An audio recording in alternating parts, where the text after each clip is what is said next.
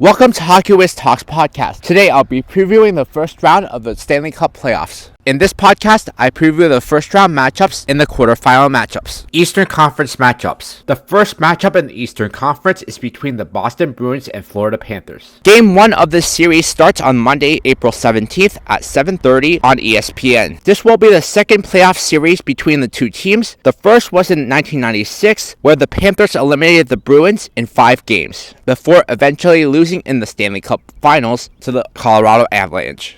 The Boston Bruins wrapped up a historic 2022-23 NHL regular season that saw them set a league record for points for most wins and most points. The Bees finished as the President's Trophy winners with an astonishing 65-12-5 record. Their quest for the Stanley Cup begins on Monday as they face their first opponent on their quest to the Cup in the Florida Panthers. The Panthers regressed a bit in 2022-23 after leading the league in the standings last season and getting eliminated in the second round of the playoffs. However, the Panthers are entering the playoffs red hot. They finished 12-5-2 after the March 3rd trade deadline and have scored 75 goals during that time span. Not only did David Pastrnak score 61 goals, tied for the 4th most in Bruins history for a single season, he found the net in each of Boston's 4 matchups against the Panthers. Florida simply had no answer for the superstar forward during the regular season matchups. That has to change if Florida is going to have a chance in this series. It's also worth noting that Pastrnak has been very productive in the first round throughout his career, with 39 points in 34 career games in the first round. The dynamic duo of the Bruins, Patrice Bergeron and Brad Marchand, are 2 critical pieces for the Bruins. They have proven time and time again to be 2 of the best players in the league. Another key player for the Bruins is going to be Hampus Lindholm. The veteran defenseman had a great season offensively with a career-high 53 points in 79 games. From a defensive standpoint, Lindholm will be seeing a whole lot of Matthew Tkachuk this series. Lindholm played 28-42 of 5-on-5 ice time versus Tkachuk in the regular season, the most he has played against any Florida Panther forward. Overall, Lindholm did a very good job helping hold the Panthers to only 1 goal in Tkachuk's. If Lindholm can match or improve his numbers in the regular season in the first round, it will be hard to imagine the Bruins losing this series. Linus Ullmark should be the Game 1 starter. He became just the 7th player ever to win the goaltending triple crown by leading the league in wins, save percentage, and GAA. This season, he went 2-0-0 with a .925 save percentage versus Florida, whereas backup Jeremy Swayman started the other 2 games and allowed 8 goals with a .888 save percentage. The matchup that everyone wants to see is Patrice Bergeron against Alexander Barkov, the matchup of Selke Trophy candidates. This will be a very interesting matchup to watch, and it'll be interesting to see how this series unfolds and if Panthers continue to play Barkov against Bergeron or if they try to move him away from Bergeron. Alexander Barkov is the captain of the Florida Panthers. He's a legit number 1 center and is one of the best two-way centers in the league. He tallied 77 points in 65 games while playing fantastic two-way play. Not only will Barkov be tasked with driving offense at a high rate, he'll need to play a pivotal role in shutting down the Bruins' top 6 forwards. For the Panthers, Matthew Tkachuk is going to have to play his best hockey if the Panthers want to win this series. The Panthers gave up a lot to acquire Tkachuk, and he rewarded them with a team leading 109 points in 78 games during the regular season. The Panthers were plus 315 in scoring chances during Tkachuk's 5-on-5 ice time this season. Tkachuk has scored 1 goal with 4 assists in 4 games against the Bruins in the regular season, while posting 15 points in 14 career games against the Bruins. Tkachuk's not just a goal scorer though, he's an exceptional playmaker as well, and is a huge pest during playoff time, which the Bruins will have to deal with. The Panthers have a goalie controversy on their hands. Although Sergei Bobrovsky is paid to be their number 1 goalie, Alex Lyon finished the regular season red hot, going 6-1-1 with a 1.75 GAA and .944 save percentage in the last 8 games, helping the Panthers reach the playoffs. The dilemma the Panthers have is, do they stick with the red hot hand, or do they go with the $10 million goalie? The Boston Bruins win this series if they continue to be the best defensive team in hockey. The Panthers win this series if they make drastic improvement defensively. My prediction is that the Boston Bruins win the series in 5 games. And now a word from our sponsor. Check out my scouting blog at hockeywiz777scouting.com. The second matchup in the Eastern Conference is between the New York Islanders and Carolina Hurricanes. Game 1 starts on Monday at 7 p.m. on ESPN2. The Carolina Hurricanes' quest to take the next step in their Stanley Cup quest begins against the New York Islanders in their first round matchup. Carolina has not advanced past the second round since sweeping the Islanders in their 4 games to reach the Eastern Conference Finals in 2019. So after finishing first in their division for the 3rd straight season, including the past 2 in the Metropolitan Division, the Hurricanes know they can't be satisfied. The Islanders are back in the playoffs after not qualifying last season and will rely on their experience from reaching the Eastern Conference Finals and Stanley Cup semifinals in 2020 and 2021 respectively. However, the Islanders will have their hands full with the Hurricanes. Only the Boston Bruins, who set the NHL record with 65 wins and 135 points, had more wins and points than Carolina. What makes Carolina so frightening to play against is that they are a structured team, and besides Boston, they are probably the toughest team to play in the Eastern Conference because of how great they are defensively and how well they sustain offensive zone pressure. They're also well known for shutting down the neutral zone and completely shutting down the blue line at times, especially on home ice. It should be noted that Carolina has a supreme home ice advantage, and they are a vastly different team home and away. If the Islanders can take advantage of some of their road deficiencies and steal a couple of home games, they might make a series out of it. Sebastian Aho led Carolina in goals for the 6th straight season with 36 and was second in points with 67 behind Martin Necas, who had 71. Aho has 46 points in 48 career postseason games. And with Andrei Svechnikov out for the remainder of the season with knee surgery, there will be even more focus on Sebastian Aho. But they were 20th on the power play at 19.8%, including 11.3 in their final 21 games, averaging 34.8 shots per game while allowing a league-low 26 shots against per game. Martin Necas, who led the Carolina Hurricanes in points this season, and in the absence of Andrei Svechnikov, he'll have to play an even bigger role in the playoffs. But beyond the key players like Teravainen, Necas, and Aho, some of the role players like Jesperi Kotkaniemi or other role players have to step up and chip in offensively as well. Jordan Staal anchors one of the best shutdown lines in the NHL, with Jordan Martinook and Jesper Fast on his wings. They'll be tasked with shutting down the Matt Barzal line. Matt Barzal is a dynamic forward, so it will be a tough task. Frederik Andersen figures to be the starting goalie for Carolina in this series. Andersen was 21-11-1 with a 2.48 GAA and .903 save percentage with 1 shutout during the regular season, while Antti Ranta was 19-3-3 with a 2.33 GAA and .910 save percentage with 4 shutouts. Ilya Sorokin has been the Islanders' MVP all season long. He enters the playoffs as the number 1 goalie after he was 31-22-7 with a 2.34 GAA and .924 save percentage and a league-leading 6 shutouts during the regular season. Among goalies to start at least 41 games, only Boston's Linus Ullmark had better GAA and save percentage than Sorokin. Speaking of Matt Barzal, Barzal's return from a lower body injury that sidelined him since February 18th will be a huge boost for New York. Although the Islanders went 14-70-2 in their final 23 games without Barzal, they were dreadful on the power play, and Barzal is still by far their most dynamic offensive player. Brock Nelson has been the Islanders' best postseason performer,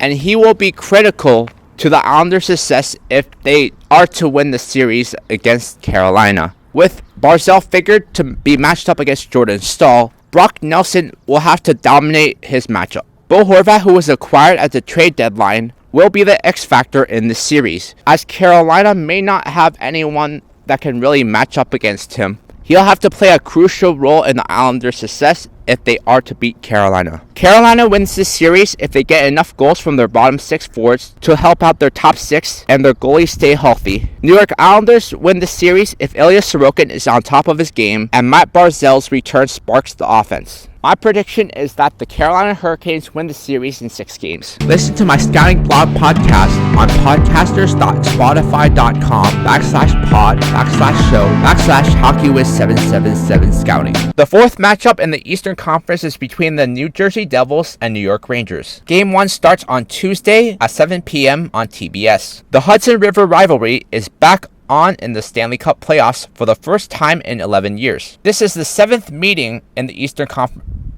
This is the 7th time the Devils and Rangers will meet in the playoffs, and it's the first series the rivals have met since the 2012 Eastern Conference Finals, when the Devils won in 6 games to reach the Stanley Cup Finals. The Devils and Rangers had not been in the playoffs the same season since. It should be noted, during the 4 regular season matchups this year, the Devils won 3 of the 4 matchups. The Devils got back into the playoffs by setting a single season team record for wins with 52 and points with 112. It was an improvement of 25 wins and 49 points from the previous season, when they ran out of gas and were eliminated by the Tampa Bay Lightning. New Jersey's 28 road wins are tied for 2nd in the NHL behind Colorado and Boston, who both have 31. They tied Boston for most wins in games when they allowed the first goal with 22, and their 8 wins in games where they were down going into the 3rd period was also tied for most in the NHL with the Islanders and Canucks. The Rangers went 12-3-4 in their last 19 games and did not allow more than 3 goals in any of them. The Rangers are 33-0-0 when they score 4 or more goals, the only team in the NHL without any loss of any kind when they score 4 or more in a game. The player to watch out for New Jersey is Jack Hughes. New Jersey's number 1 center set a team record for points in a single season with 99, with 43 goals and 56 assists in 78 games. He plays in the playoffs for the first time in his career. He was the number 1 pick back in 2019, 1 spot ahead of Kaapo Kakko, who the Rangers took at number 2.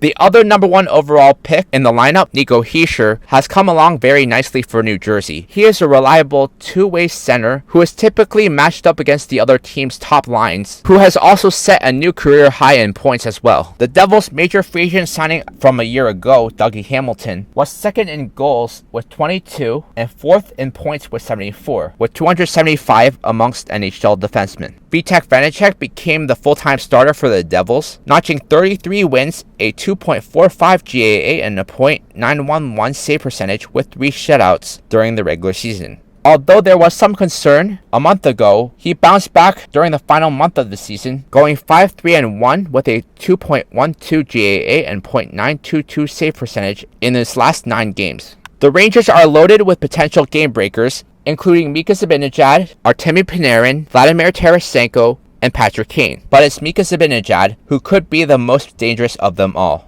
Zibanejad led the Rangers with 39 goals and his new career high 91 points, behind Panarin with 92. The best news for the Rangers going into the playoffs is that Igor Shesterkin is red hot entering the playoffs. He started 16 of the Rangers' last 23 games since February 26th and was 12-3-1 with a 1.98 GAA and .934 save percentage with 2 shutouts. The 2 main trade deadline acquisitions, Vladimir Tarasenko and Patrick Kane, will figure to play a huge role in the playoffs for the Rangers, especially Patrick Kane with his vast playoff experience.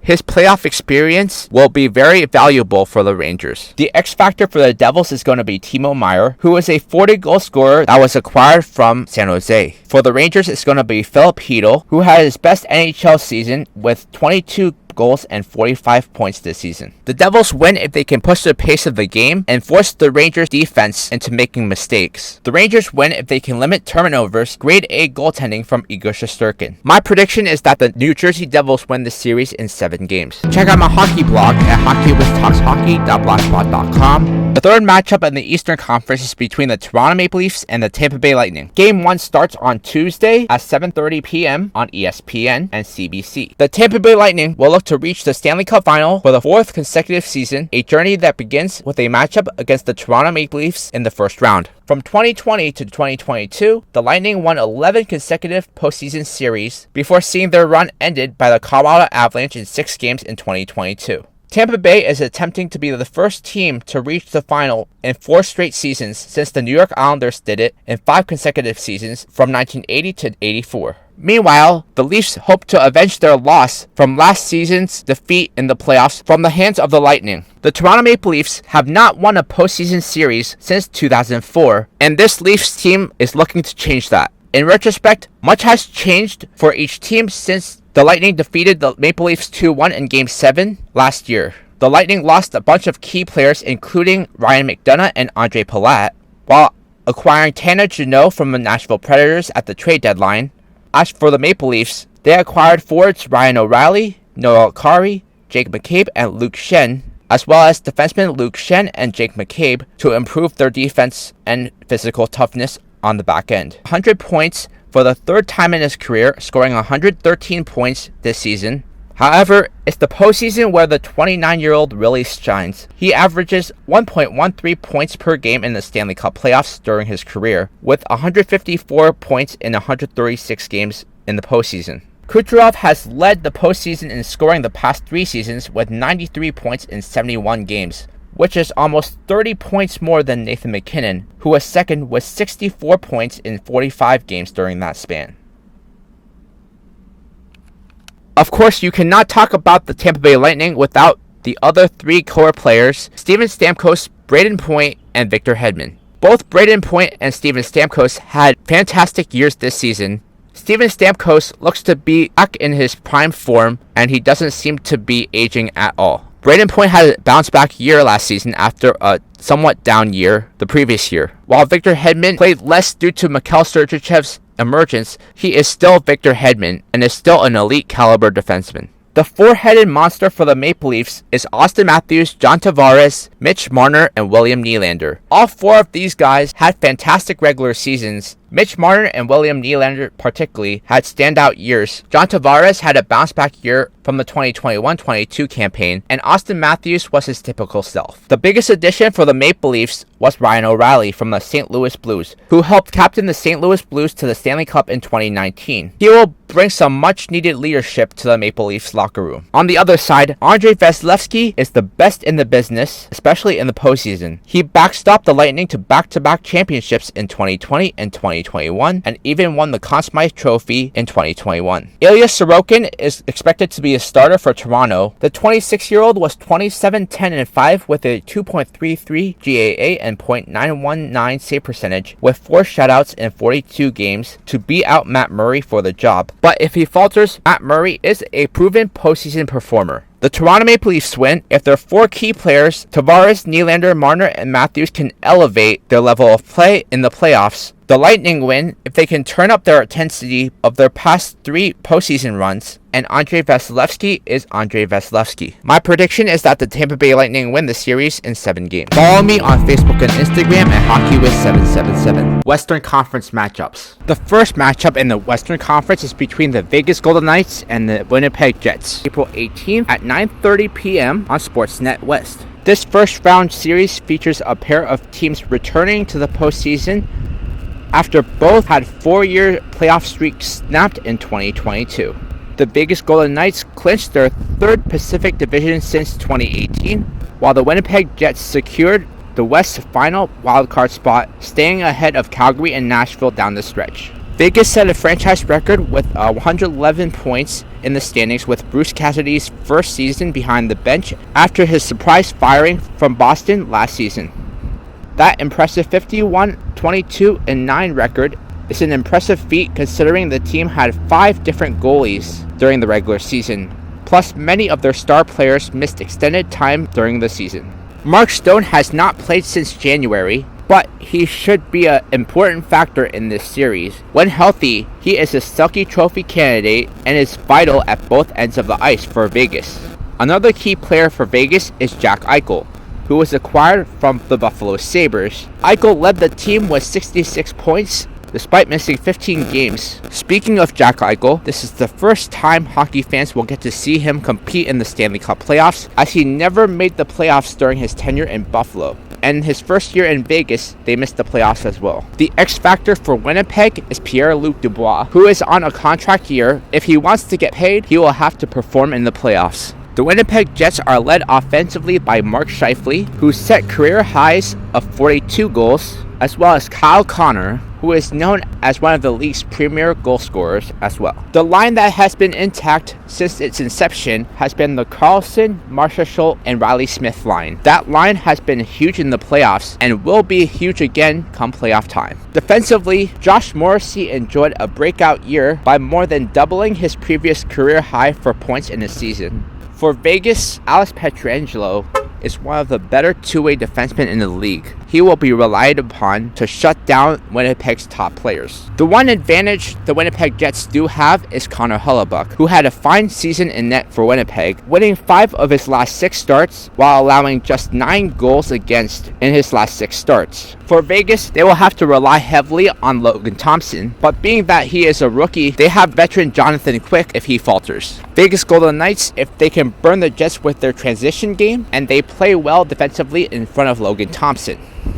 The Winnipeg Jets win if Connor Hellebuyck plays like a Vezina Trophy winner and they can get some depth scoring from some role players. My prediction is that the Vegas Golden Knights win this series in 6 games. Listen to Hockey Wiz Talks podcast on Podbean and Spotify. The second matchup in the Western Conference is between the Colorado Avalanche and the Seattle Kraken. Game 1 of the series starts on Tuesday at 10 p.m. on ESPN. The Colorado Avalanche will begin their title defense against the Seattle Kraken, who appear in the Stanley Cup Playoffs for the first time since joining the NHL as an expansion team last season.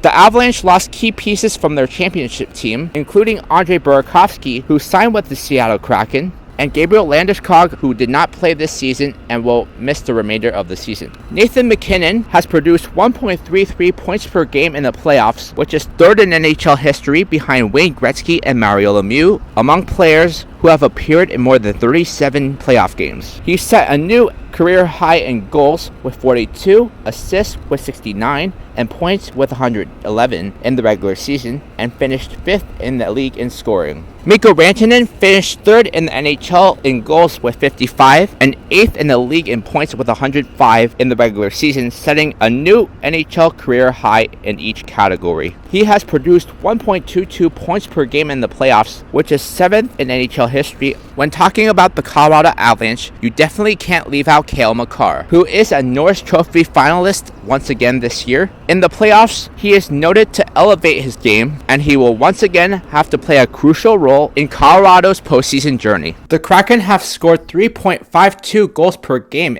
in the regular season, tied with the New Jersey Devils for 4th in the NHL, whereas the Avalanche averaged 3.34 goals per game, which is tied with the LA Kings for 10th. Seattle had 6 players score at least 20 goals and 13 score at least 13 goals. Colorado, in comparison, had 3 players score at least 20 goals or more and 8 score at least 13. One player the Kraken won't have in their lineup is Andrei Burakovsky, which will be a huge blow to the Kraken. It doesn't seem to really matter who's in goal for the Colorado Avalanche, but this year it seems to be Alexander Georgiev, who went 40, 16, and 6 this season with a 2.53 GAA and a .919 save percentage, along with 5 shutouts. Philip Grubauer, who was a Vezina finalist when he was with the Colorado Avalanche back in the 2020-21 season, has been nowhere close to that level since signing with the Kraken. He went 17, 14, and 4 this season with a 2.85 GAA and a .895 save percentage in 36 starts this season. Meanwhile, backup Martin Jones went 27, 13, and 3 with a 2.99 GAA and .887 save percentage, along with 3 shutouts and 42 starts. The Colorado Avalanche will win if Nathan MacKinnon and Mikko Rantanen continue their dominance in the playoffs, and Alexander Georgiev continues to play like he did in the regular season in the playoffs. The Seattle Kraken will win if they use their depth to their advantage and limit the Avalanche top players' scoring chances. My prediction is that the Colorado Avalanche win the series in 5 games. The third matchup in the Western Conference is between the Dallas Stars and Minnesota Wild. Game 1 of this series will be played on Monday at 9:30 on ESPN2. The Dallas Stars and Minnesota Wild meet in the Stanley Cup Playoffs for the second time when they face each other in the first round of the Western Conference Playoffs. In their first playoff matchup, the Stars defeated the Wild in 6 games back in 2015-16. It's always a meaningful matchup between the two teams because to people in Minnesota, they always feel like Dallas stole their team. The Dallas Stars made the playoffs in each of the last 2 seasons. Last season, they lost to the Calgary Flames in 7 games in the first round. And in 2019-20, in the bubble, they lost to the Tampa Bay Lightning in 6 games in the Stanley Cup Finals. For the Wild, this is their 4th straight playoff appearance, and they are looking to advance to the second round for the first time since 2014-15. The marquee player in this matchup for Dallas is Jason Robertson, who led Dallas in scoring and set NHL career highs in goals with 46, assists with 63, and points with 109. You also should not sleep on Joe Pavelski and Roope Hintz, who work very well on the line with Jason Robertson. Speaking of Joe Pavelski, he is a proven playoff performer and always seems to come through in the clutch. Kirill Kaprizov is the Minnesota Wild's lone star player. He has missed the last month of the season due to a lower body injury, but he was still Minnesota's leading scorer, still notching 75 points in 67 games. The other threat to watch out for on Minnesota is Matt Zuccarello. The ageless wonder seems to always be able to put up points no matter the circumstance. For Dallas, the X factor is Jamie Benn. The captain of the Stars enjoyed a bounce-back year and really was consistent all year long and was red hot, especially down the stretch of the season. The X factor for Minnesota is Matt Boldy, who had 63 points, which was 3rd on Minnesota behind Kaprizov and Matt Zuccarello. Dallas only allowed 2.62 goals per game this season, which is best in the Western Conference, and 3rd best in the NHL behind Boston and Carolina. Before I mentioned how Dallas was the 3rd best in the league in terms of goals against, that is mostly due to the goaltending prowess of Jake Ottinger, who carried the bulk of the load in net this season.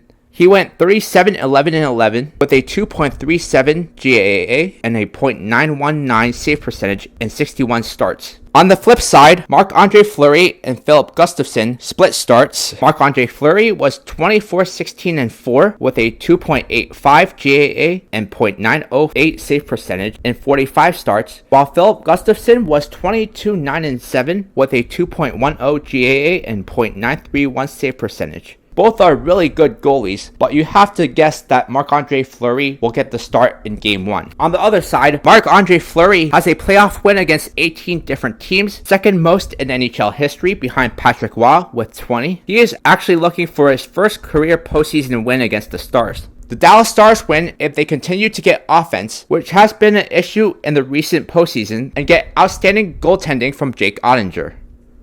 Minnesota Wild win if they keep the balanced attack going. Kirill Kaprizov returns to form and is the star caliber player they expect him to be. My prediction is that Dallas Stars win this series in 6 games. Check out my travel channel at youtube.com/HockeyWizTravels. The final matchup in the Western Conference is between the Edmonton Oilers and Los Angeles Kings. Game 1 will be played on Monday at 10 p.m. on ESPN. This will be the 9th time the Oilers and Kings have met in the playoffs. Edmonton has won 6 of the 8 series, including the past 4. The Oilers are in the postseason for the 4th straight season and for the 5th time in the past 7 seasons, while the Kings are in the postseason for the 2nd straight season after having missed the previous 3 seasons. The Oilers carry a lot of momentum entering the playoffs, are one of the hottest teams entering the playoffs right now. The Oilers won 29 of its final 40 games, including 18 of its last 21, and heading to the postseason riding a 9-game win streak, their first since the 1986-87 season. 1 year after McDavid posted career highs across the board with 123 points, the Oilers captain blew those numbers away, skipped the 50-goal plateau, and went straight to 64 goals, while adding 89 assists for a whopping 153 points. Joining Connor McDavid